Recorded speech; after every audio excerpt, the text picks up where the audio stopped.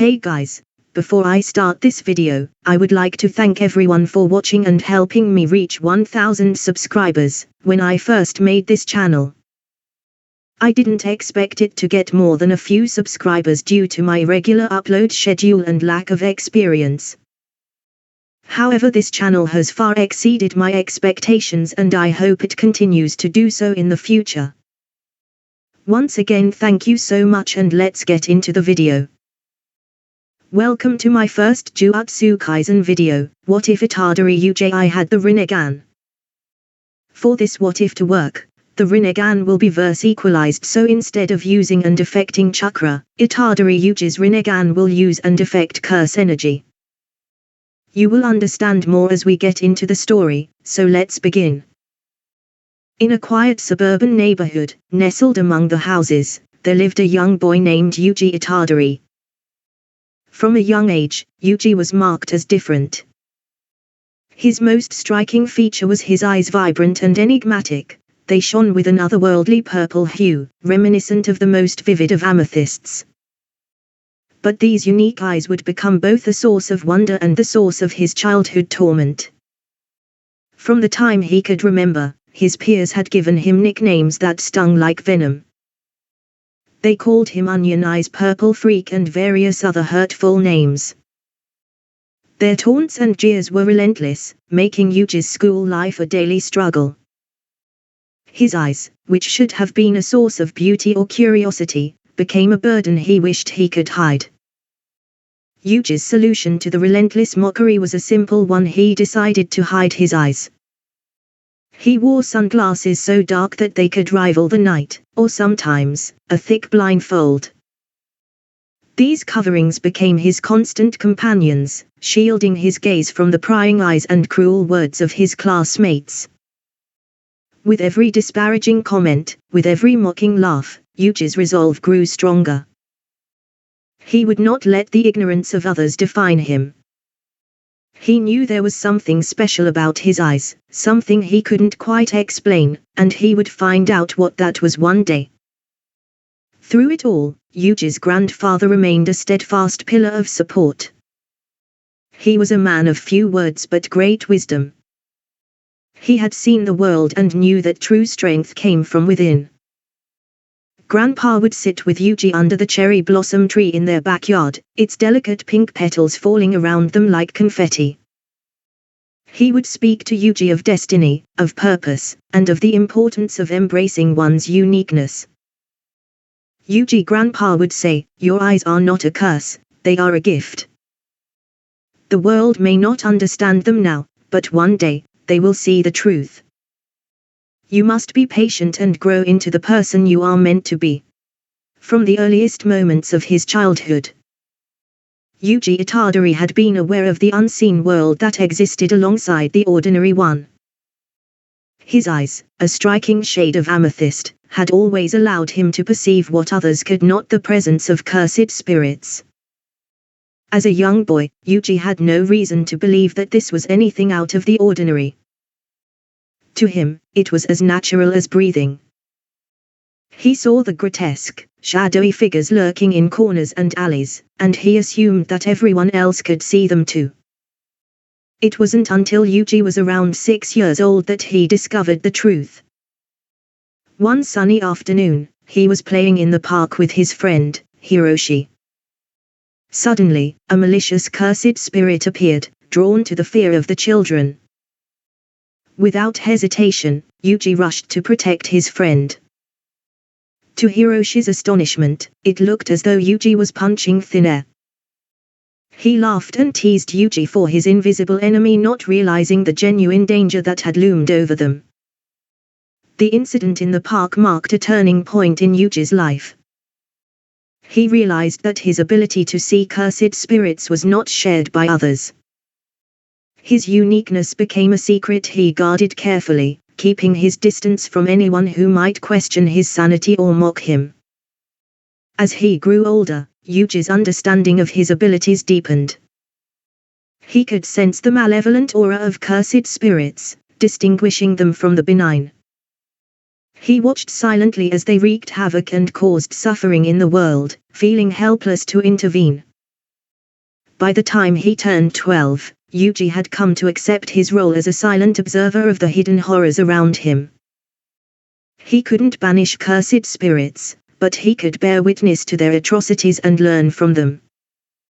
His strange eyes became a source of determination rather than embarrassment. Yuji was determined to find a way to protect the innocent from the curses he could see, to bridge the gap between the visible and the invisible, and to make sure no one else suffered like his friend Hiroshi had on that fateful day. One day in high school, Yuji and his club, the occult club, find a strange finger-shaped object wrapped in ancient paper in their school building. The two other club members think that it is spooky like Yuji's eyes and decide to open it in their next club activity. However, Yuji explains that they should probably put it back since his eyes can see an extremely dense amount of curse energy emanating from the ancient item. However, his club mates tell him to calm down and stop playing tricks on them, taking the finger and storing it in the club room. A few days later after school, Yuji visits his grandpa in hospital once again, who was pretending to be cool and not need Yuji by his side, however on his deathbed. He tells Yuji to use his special eyes to save as many people as he can so that when he dies he will have tons of friends to watch over him. While mourning the death of his grandpa, Yuji is questioned by Megumi, a man he didn't know, on where he put the cursed item he found.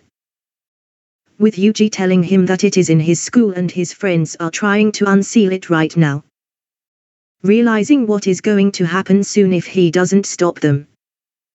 Megumi runs off to the school telling Yuji to wait outside, sensing that they had already unsealed the item and multiple cursed spirits were in the building.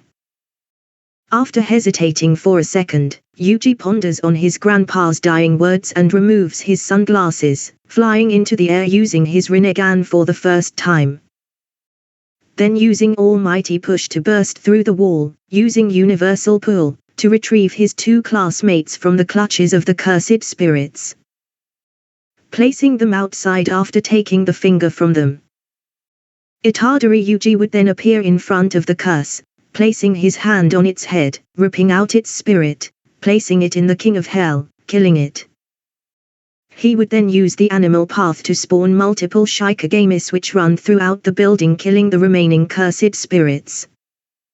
Shocked by what he had just seen, Megumi asks Itadori how he did that despite not being a Jujutsu sorcerer, with Itadori simply stating that his eyes have always been special.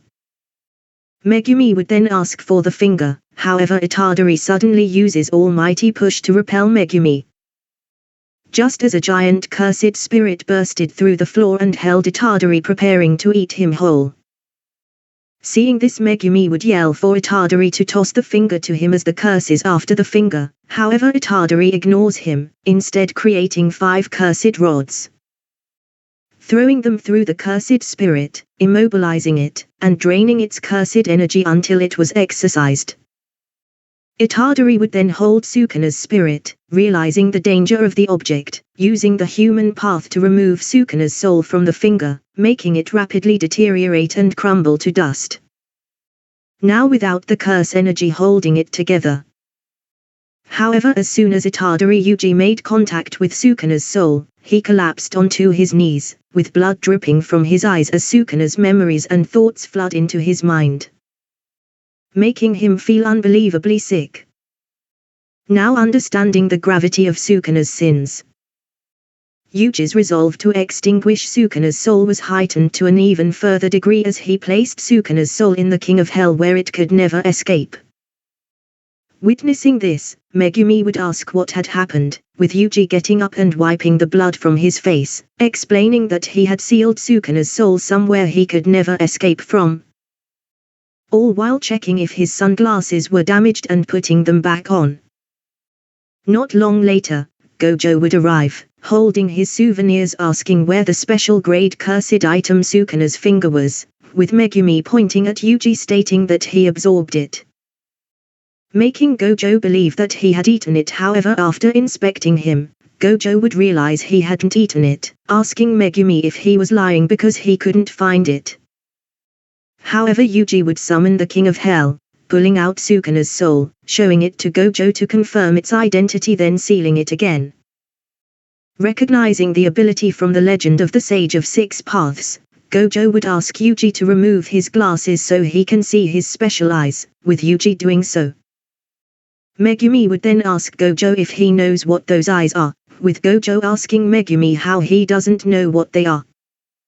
Yuji would then ask Gojo to explain what his eyes are, as he has never actually found out.